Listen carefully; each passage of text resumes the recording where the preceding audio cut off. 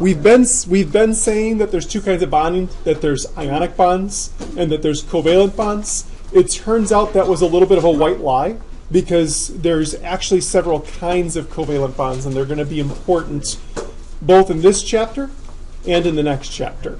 Our test is still on Friday. Okay. Oh, we just don't do this Friday? So the formal definition here, guys. Bonds are a force. They're a force that exists between groups of atoms, and it holds these groups of atoms together and makes them function as a single unit. Usually we call that single unit a molecule. Sometimes we call it a formula unit. Okay. Usually the word molecule refers strictly only to covalent bonds, and usually the word formula unit applies only to ionic compounds. But there's a difference between those two. Covalent compounds have what's called covalent bonds. They have covalent bonds because the electrons are being shared in between atoms. Like I said just a couple of minutes ago, there's two major kinds. One is called a polar bond, and the other is called a non-polar bond. Those are the two types of covalent? Those are the two types of covalent. There's a polar covalent and there's a non-polar covalent. Ionic bonds are different from covalent bonds in that electrons aren't shared. Electrons are gained or lost. Usually ionic bonds occur between metals and nonmetals. And usually what's going on is that the metals are losing electrons to form cations and the nonmetals are gaining electrons to form anions. The basic idea here is this. These two kinds of bonds actually are very different from each other, because in ionic bonding, sodium, the metal, loses a valence electron. Chlorine, the nonmetal, gains an electron. What's holding those two bonds together is called a Coulombic force. And the technical name is Coulomb here, Coulombic force. Basically, it's opposites attract. So the positive and the negative attract to each other, and that's what forms the bonds, is this Coulombic force between them. With the shared pair, with covalent bonds, something like hydrogen bonded to hydrogen is the idea. And we usually draw a line in between them. The reason why we usually draw a line, the way I like to describe it, is that each of these hydrogens has a valence electron, a single valence electron, and these hydrogens are juggling these two electrons in between each other. So they're sharing their own electron with the other guy. I like to think of it kind of like as Penn and Teller, who like to juggle, right? Have you guys seen Penn and Teller? So the way that we determine what kind of bond that we have is we use electronegativity. Okay. So we use these values to determine what type of bond is actually going to exist. And the way we use electronegativity is we actually find a difference in electronegativity between the two atoms that we want to consider. The larger the difference in electronegativity, the more ionic the bond winds up being. Because a huge difference in electronegativity means that you're going to have charges. Electrons are going to be gained and lost. A smaller difference in electronegativity is going to be more covalent. Okay. The least difference in electronegativity winds up being nonpolar. And if it's a little bit of difference in electronegativity, it winds up being polar. We'll wind up defining exactly what these thresholds are on the next couple slides as we're talking about each kind of bond. So ionic bonds occur between metals and nonmetals generically. Okay. Specifically, what we've got to do is we've got to find out that there's an electronegativity difference that's equal to 2.0 or more.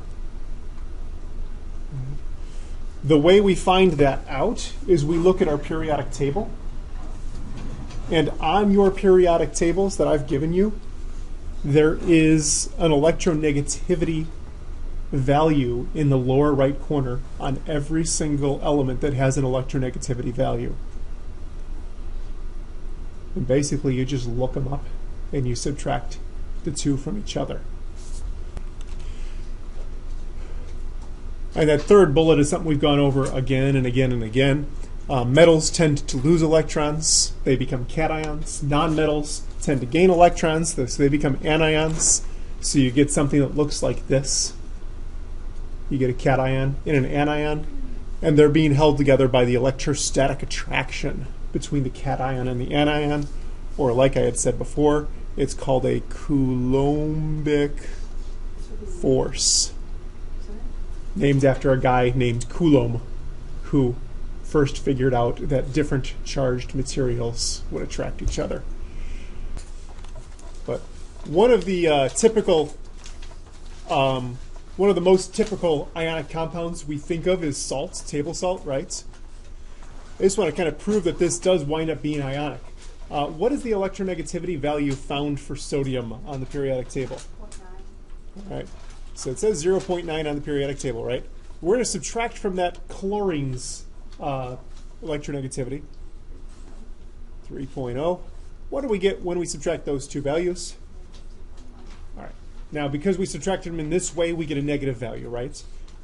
There isn't an allowance for negative values on this system, so we just take the absolute value. So we're going to write down 2.1 here. Okay. So 3.0 minus 0.9 is 2.1. Is this ionic? Yes. Yeah. It is greater than the 2.0. What is the most ionic bond that you might predict might happen on the periodic table based on your knowledge of trends in electronegativity? How could we get the most different electronegativity?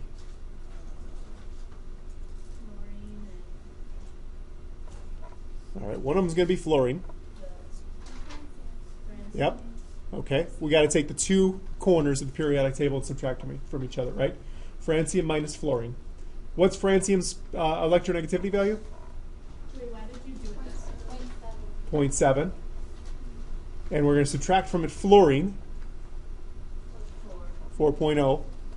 And we're going to get 3.3. So technically speaking, the largest electronegativity difference that we know of as of right now today is an electronegativity of difference of 3.3. That's going to be as extreme ionic as it gets. Okay, so it should have those characteristics. I was asked, why did I write them down in this order? I wrote them down in this order because francium is the cation and fluorine is the anion. Okay. So it should be cation. Usually, yeah, when we write ionic compounds, it's always cation, anion. The bond between francium and fluorine would yield the most ionic compound, so it should have characteristics that are most ionic. So, for instance, it's going to be a crystal lattice. Okay, a crystal lattice is a repeating pattern of charges, positive and negative, positive and negative. All right.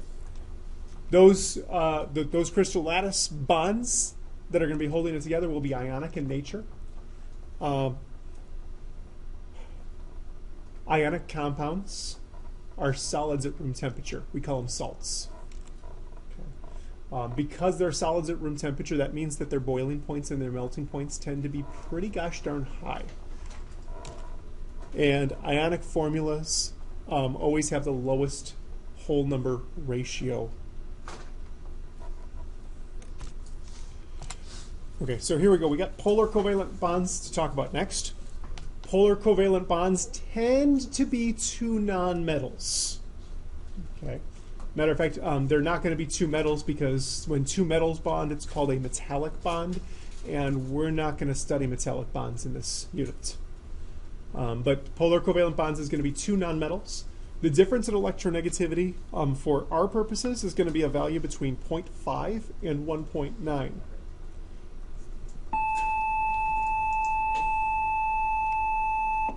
And what's happening with polar covalent bonds is that electrons are going to get shared, but they're going to get shared unevenly. So what winds up happening, and this is a picture of two atoms here, and it shows basically an electron density cloud. So it's showing that the electrons wind up spending more time with the atom on the right than they do with the atom on the left. So we usually designate the ion that has the higher electronegativity as the one that's slightly negative. So slightly negative, and that's what this sigma means that's up there, that almost 8. It's a Greek symbol sigma, so we say sigma negative, which means partially negative or slightly negative. And that's always going to be the one with the higher electronegativity value. Okay. The one over here is the exact opposites. It'll be the lower electronegativity value. Is that polar covalent bonds, oops, hang on, where's my little guy? Here it is. All right. Polar covalent compounds. We're not going to say that here. I actually changed my mind. What I should say is this. If we pick out two things that we want to show how polar covalent works, we might pick out two atoms such as, I don't know, hydrogen and chlorine. Okay. When I do the math, hydrogen has an electronegativity of 2.1. Chlorine has an electronegativity of 3.0. What do we get here? 3 minus 2.1. 0.9, right? 0.9. Okay. Sometimes we write the sigma positive and the sigma negative. Other times we just draw a vector, and you guys do have to know how to do both these things. Check out what a vector is. It's an arrow. Okay. Which direction does the arrow always point?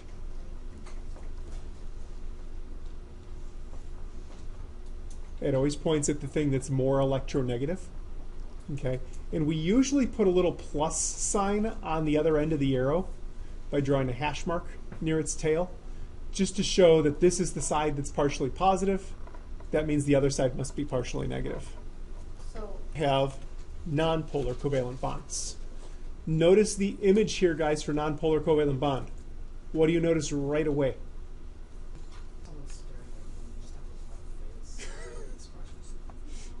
All right. So nonpolar covalent compounds still are going to be between two nonmetals mostly. The difference in electronegativity is going to be anywhere between 0.0 and 0.4. Okay. In a situation like this, electrons wind up being shared evenly. An example, hydrogen to carbon, that would be 2.1 minus 2.5. We get 0.4, so we know it's nonpolar covalent. Do I draw a vector for this? No, they're sharing equally, so there's no difference in electronegativity, so I don't bother drawing a vector. Okay. Another good example might be a nitrogen to nitrogen bond. Do I even need to bother trying to do the math? It's going to be one value minus the same value. I'm going to get a value of 0.0, and that's a perfect situation where they're going to share their electrons perfectly. So, last thing to talk about, covalent compound properties. Well, obviously covalent compounds are held together by covalent bonds.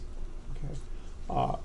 Because this kind of bond is weaker than ionic bonds, that means they can get pulled apart easier. Okay.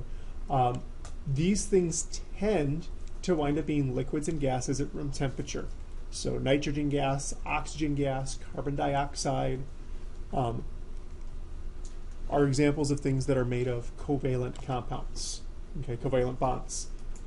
Because they're liquids and gases mostly at room temperature, they wind up having low melting points and low boiling points.